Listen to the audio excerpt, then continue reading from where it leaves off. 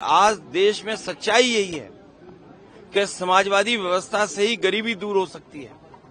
समाजवादी व्यवस्था से ही पढ़ाई का जो भेदभाव है वो खत्म हो सकता है।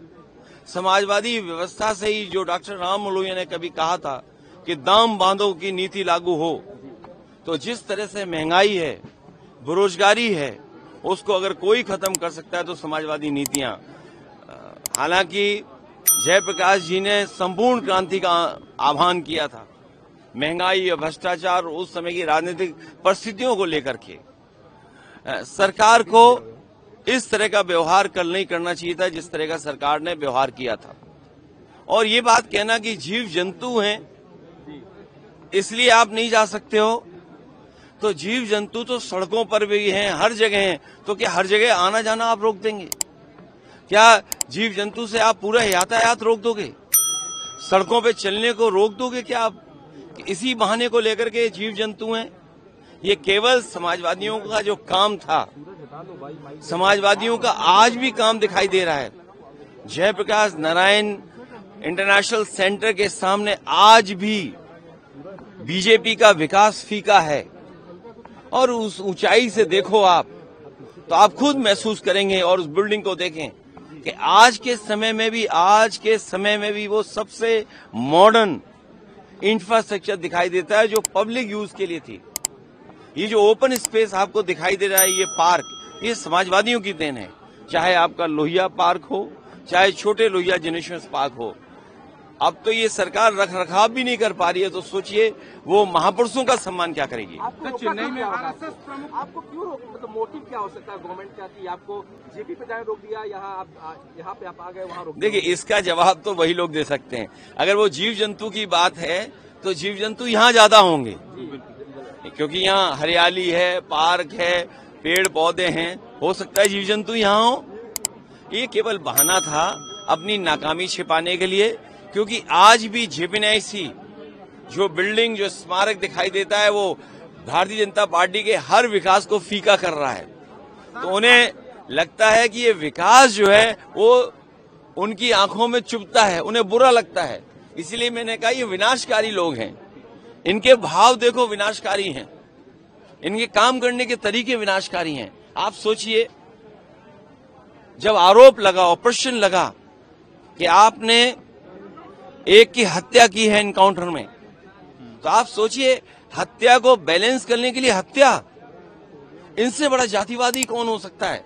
मैं नहीं था उस समय, लेकिन उसके पिताजी से क्या क्या कहलवाया गया, उसके परिवार से क्या क्या कहलवाया गया। मुझे ठंडक नहीं मिली है।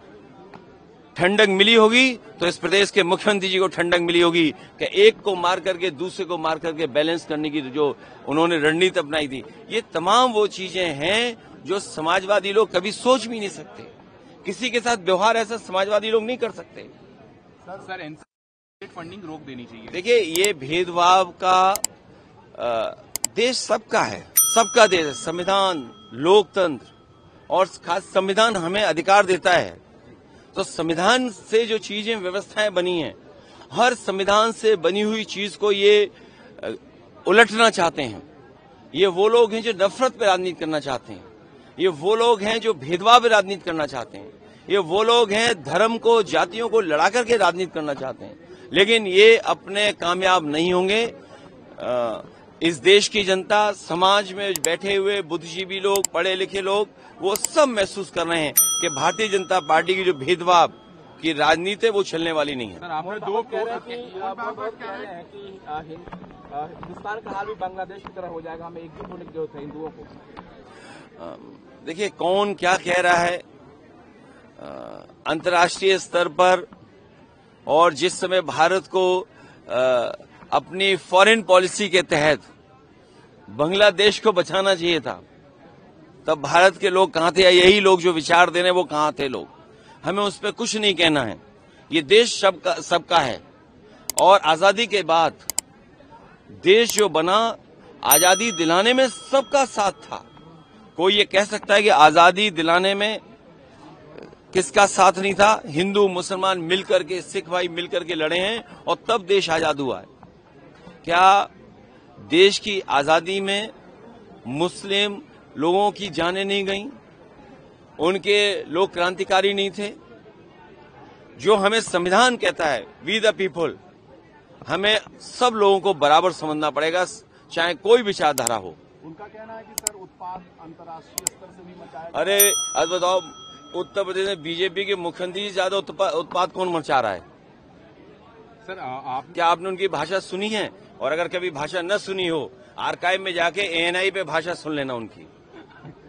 सर चेन्नई में और अगर वो भी न सुनी हो, तो किसी अधिकारी से अगर आपके संबंध अच्छे हों, जो अधिकारी आपसे बहुत अच्छी बात करता हो, जो सच बोल सके, आप उससे थोड़ा समय गुजारें, उनसे जानिए कि उत्पाद वाली भाषा किसकी है, सरकार की है कि नहीं है।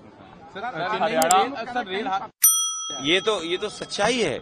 जो कमजोर है उनके साथ हमेशा खड़ा होना चाहिए। सर चेन्नई में फिर से एक बड़ा रेल हादसा हुआ है। राहुल गांधी और तमाम लोगों ने सरकार और रेल मंत्रालय पर सवाल खड़े किए हैं कि लगातार इस तरह की घटनाएं होती जा रही हैं। देखिए, रेल मंत्रालय पे पहले भी बहुत उंगलियां उठी हैं।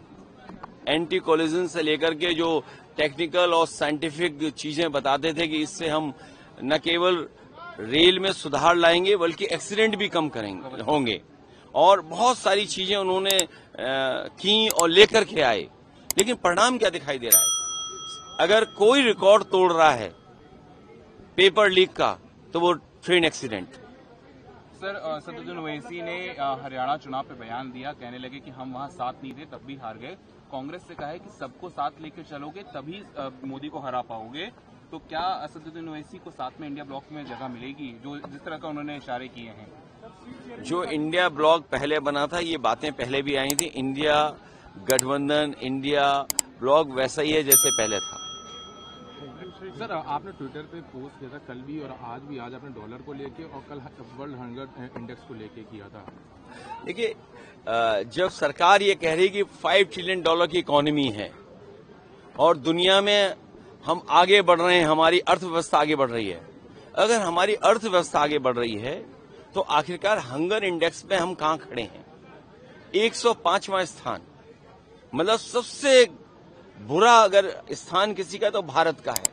और वहीं दूसरी तरफ अगर अर्थव्यवस्था बेहतर है तो आखिरकार आपका रुपया डॉलर के मुकाबले क्यों नीचे जा रहा है? तो ये तो तमाम वो सवाल हैं जो सरकार को जवाब देना चाहिए। इनका भ्रष्टाचार, इनके महंगाई न रोकने की, और जो इन्वेस्टमेंट में जो सपने दिखाते हैं कि इन्वेस्टमेंट आएगा, ये तमाम वो नाकामी है जिसकी वजह से हंगर इंडेक्स में हम यहां पहुंच रहे हैं और हमारा रुपया भी लगातार नीचे जाता रहा है। यूपी बाई इलेक्शंस को लेकर जल्दी डेट अनाउंस होने वाली है। हम तो चाहते जल्दी तारीख आ जाए। ठीक है, थैंक यू सर।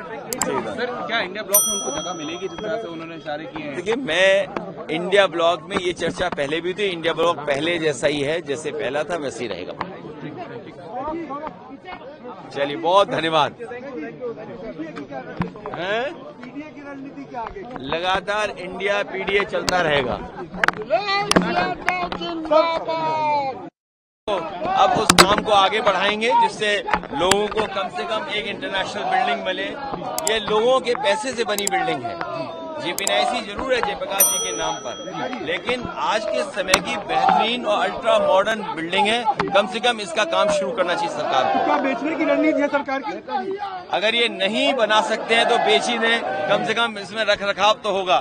पिछले कई वर्षों से इसी तरह खराब बिल्डिंग हो रही है, अगर ये बेच देंगे तो कम से कम इसका रख रखाव तो होगा।